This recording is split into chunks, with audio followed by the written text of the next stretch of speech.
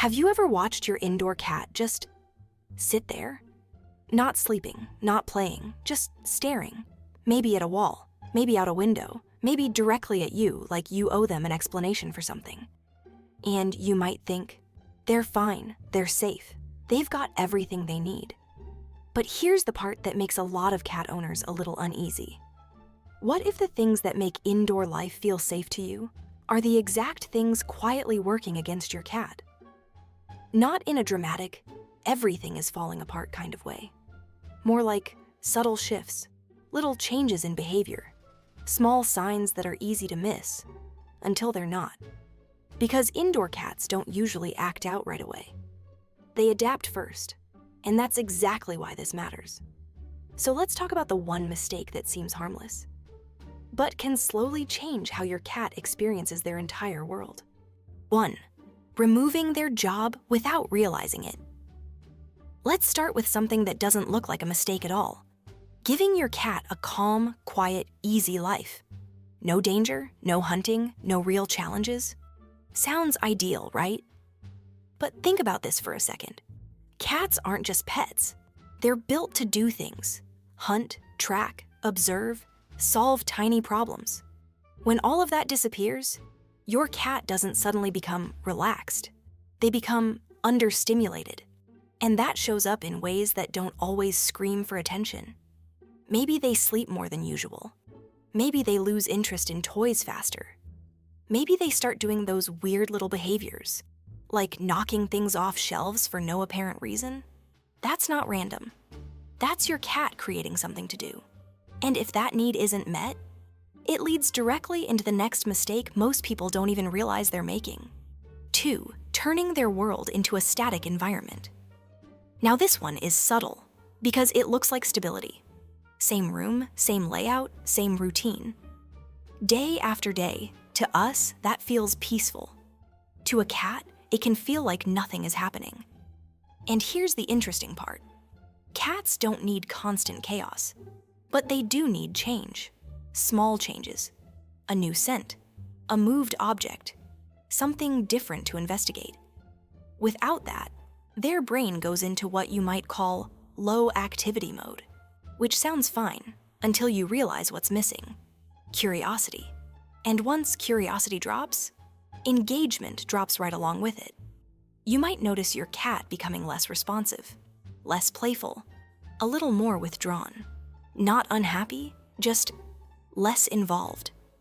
And that leads to something even more overlooked. Because when cats can't explore outside, they start redefining what outside even means. 3. Ignoring their need for territory. Yes, even indoors. Here's something most people haven't really thought about. Indoor cats still think in territory. Not square footage, but layers. High places, hidden spots, observation points. Now imagine living your entire life on one level of a house. No climbing, no vertical space, no vantage points. It's kind of like being stuck in a room where you can never stand up fully. That's what a flat environment feels like to a cat. So when you don't provide cat trees, shelves, window perches, your cat doesn't just miss out.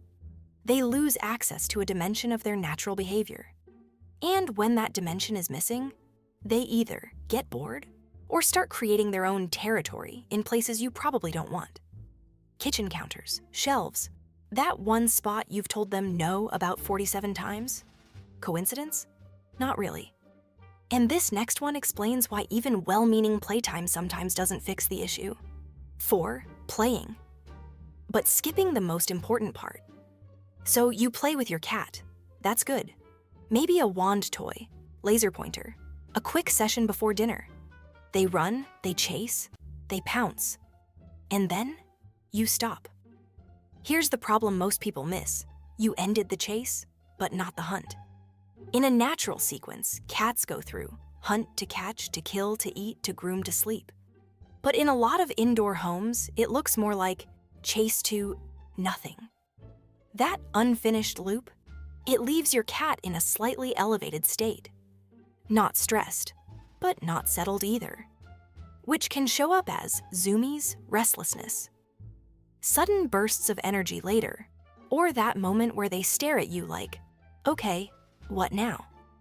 This is one of those tiny adjustments that makes a big difference. Because when you complete that cycle, everything else starts to regulate naturally. And this is where things take a turn most people don't expect. 5. Accidentally training dependence on you. Now this one feels like love. Your cat follows you, sits near you, waits for you to initiate play, and you respond. Every time. Attention, interaction, engagement, which sounds great. But over time, something shifts. Your cat starts associating you as the source of all stimulation. Not the environment, not independent exploration, just you. And that can quietly create clinginess, frustration. When you're busy, attention-seeking behaviors at the worst possible moments, like 3 a.m. Now, here's the part most people don't realize. A confident cat isn't one that needs you constantly. It's one that feels comfortable doing things without you. Which brings us to something that seems small, but changes everything. Now I'm curious, does your cat get more active when you're around, or when you're not? What's their weirdest timing moment? 6. Understimulating their senses, the invisible problem. This one is easy to miss, because nothing looks wrong. Your cat has food, water, a safe space, but their world is quiet.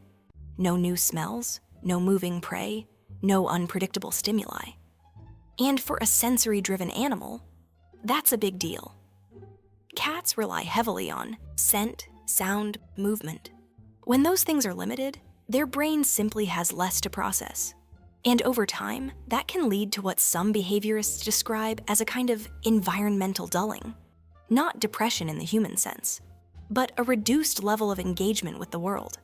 Which is why small things matter more than people expect. Opening a window, safely, rotating toys, introducing new textures or objects. Even something as simple as a cardboard box can completely change how a cat interacts with a space, because it gives them something to figure out. And that leads to the final piece, the one that ties all of this together. 7. Assuming indoor is enough. This is the big one. The quiet assumption that because your cat is safe indoors, they're automatically fulfilled. And to be fair, safety matters. A lot. Indoor cats live longer, avoid predators, stay healthier overall. But safety alone doesn't equal a complete environment. Think about it like this. If you were placed in a perfectly safe room with everything you need, but nothing that challenges you, surprises you, or engages you, how long before that room starts to feel small? That's the part most people don't see. Because cats don't complain the way we do. They adjust, they simplify their behavior, they become quieter. And sometimes, that quiet gets mistaken for contentment, when really, it's just a lack of stimulation. So remember that moment at the beginning, your cat sitting there, watching, doing, seemingly nothing. That moment, it's not empty. It's information. It tells you how much their environment is giving them, or not giving them. And the good news?